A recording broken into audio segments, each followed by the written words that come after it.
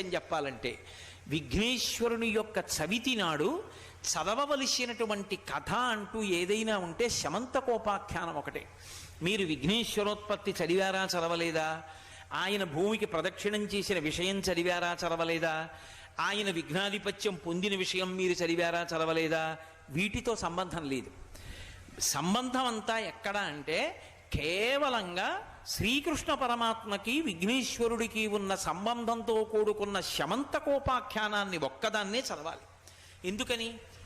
కథ చదవండి అంటే ఎక్కడెక్కడవో శివమహాపురాణంలోనివి ఇంకో దాంట్లోవి తెచ్చి చదివారా చదవలేదా అని అడగలేదు కల్పంలో.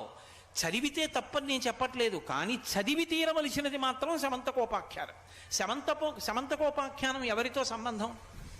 ఒక్క కృష్ణుడితోటే సంబంధం. అందులో పార్వతీదేవి సంబంధం కానీ పరమశివునితో సంబంధం కానీ ఎక్కడా లేదు.